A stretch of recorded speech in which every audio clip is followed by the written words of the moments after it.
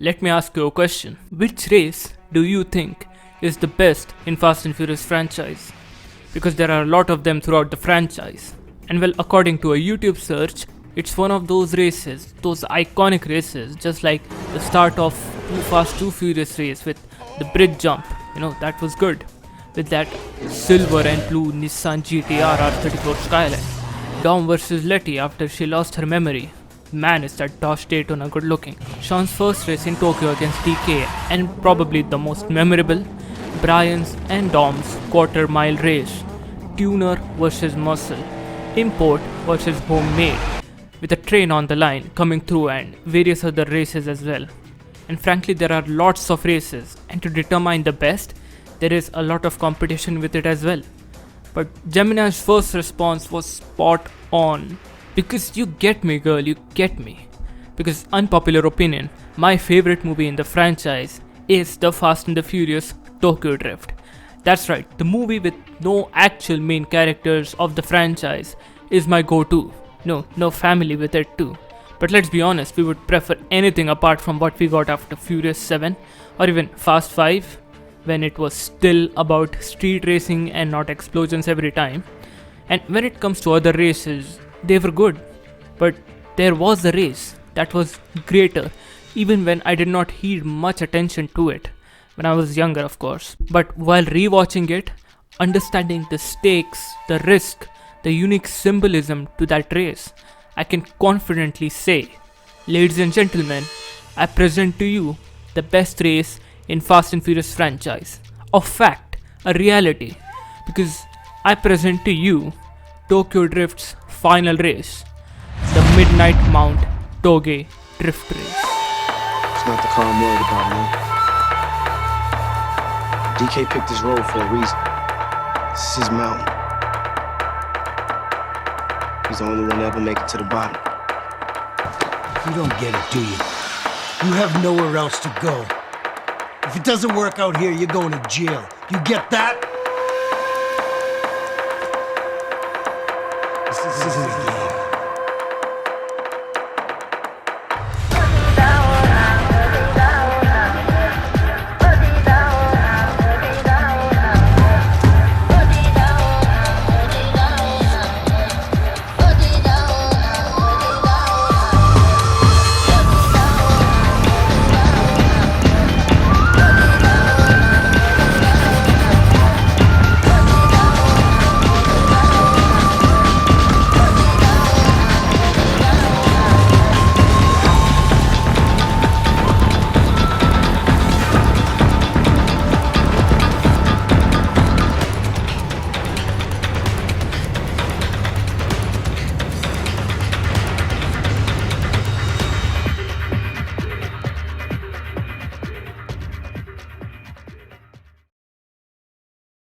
This video is sponsored by yours truly, me.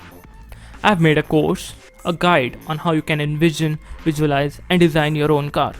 Just like I did here with my second design car called the Dusra.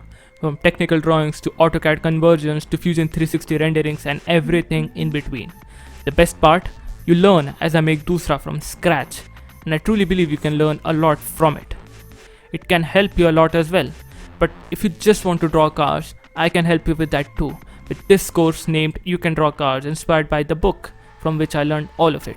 Everything in the link in the description below, and be one of the first 20 customers to use code PREORDER50 to get 50% off, and you can decide what more needs to be added onto the course to make it better. And as of course, like, comment, share and subscribe if you love the video, and thank you.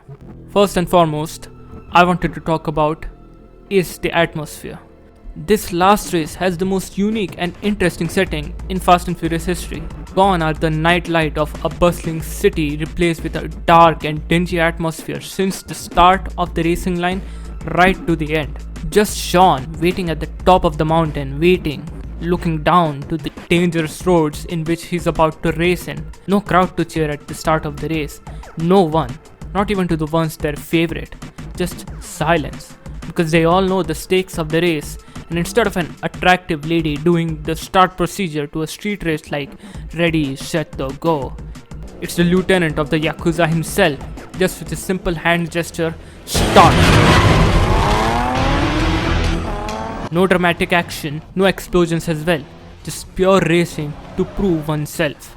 That's a plus point already. A realistic depiction of how a race could and can go in this pitch dark mountain roads with some of the most dangerous corners at high speeds. Not even high speed, it's high speed drifting.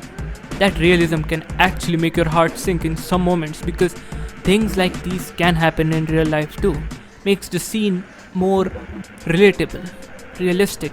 Because other races in Fast and Furious, especially drag races for instance, there is little to no fear of an accident happening because it has a controlled environment and it's quite a short race too. Also, the cars raced in these drag races are not proper dragsters that are capable of high speed crashes. More like these are extensively modified street cars. So that's that. Also, this final race has little to no visibility. It's just proper night time. And of course with no street lights either. Sean and DK only have their headlights and moonlight to guide them onto the road. And they have to make the best of it because one wrong move can be enough for the mountain Toge to destroy you. From anywhere, from top to bottom. One slip can take your life. And even if you're lucky with your life, pretty sure your car will not be. Because there were so many instances where Sean was about to lose it in the race. Even at the first corner, he seemed a bit nervous. There was a time when he was this close to losing it. And continuing on when DK tried to push Sean's car off the mountain twice. So you also are dealing with a psychopath. And then there was this scene when Sean looked straight into his seeming death. Was phenomenally done as well.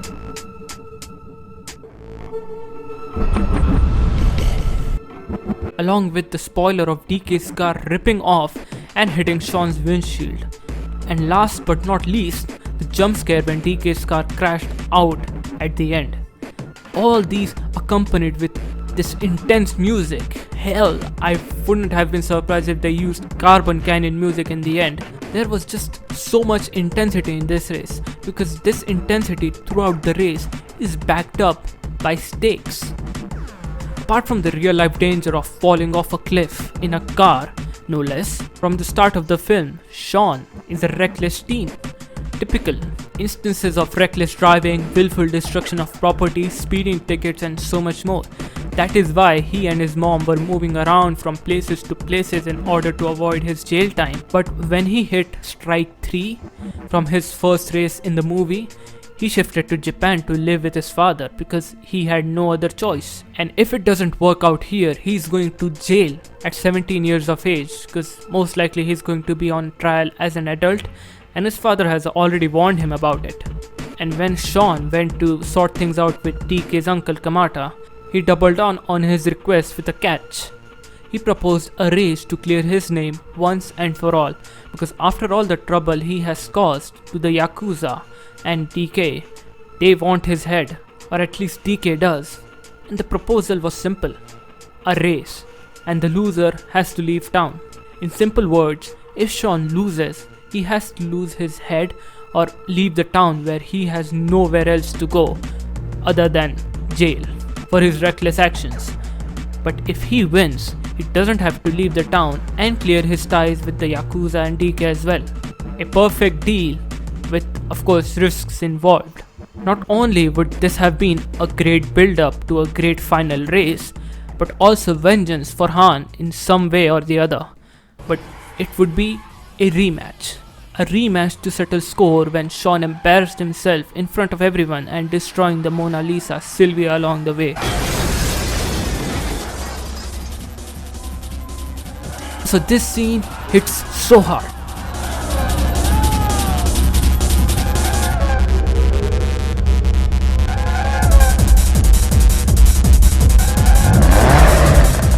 The way DK mocks Sean and his direct look to him with camera pinning in with this banger in the background conveyed so much in the way of sheer difference in their skill levels of drifting and Sean's frustration because his ego cannot handle it.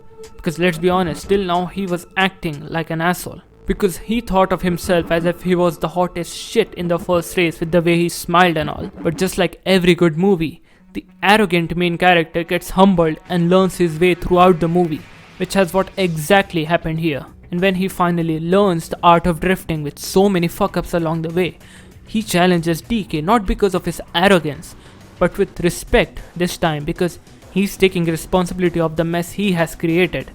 That is character development, and this race tests his drifting skills as well from where he left off with his first race with DK.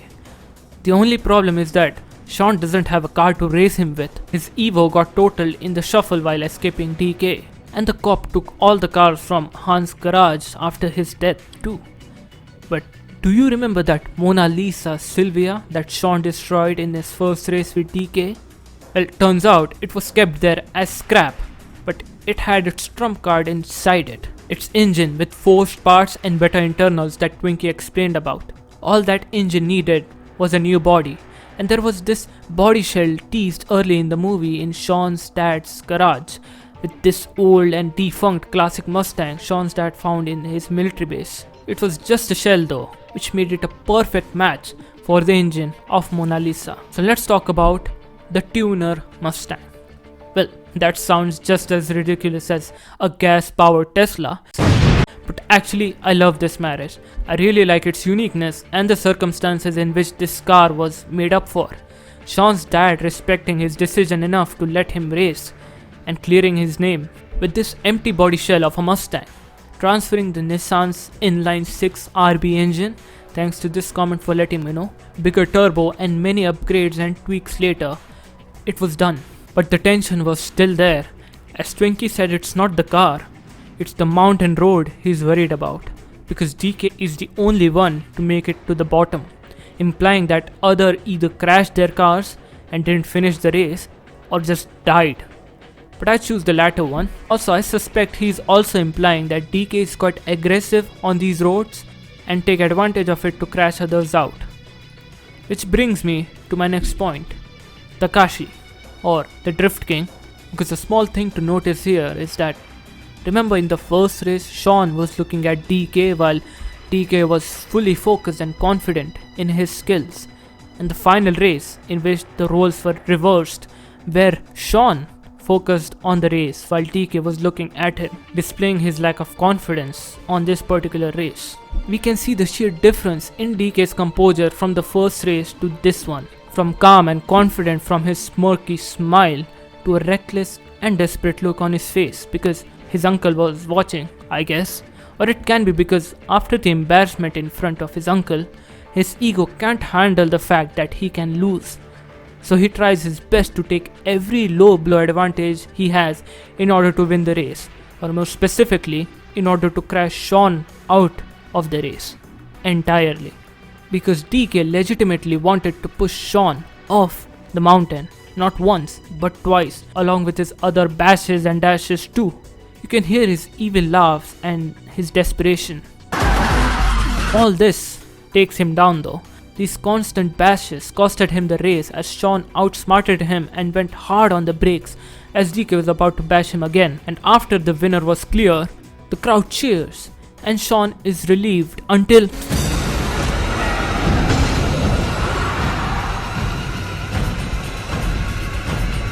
yeah, thanks movie for scaring this 7-year-old Tanny back then. And of course, the hero wins at the end, overcoming his challenges with that car slide look that Sean gives, perfectly replicating the exact same thing that DK did in their first race. A great way to end it. Sean could stay in the city. He cleared his name off of the Yakuza list, which means DK is no longer going to bother him anymore. And lastly, ladies and gentlemen, Sean is the new Drift King. Thanks for watching everyone.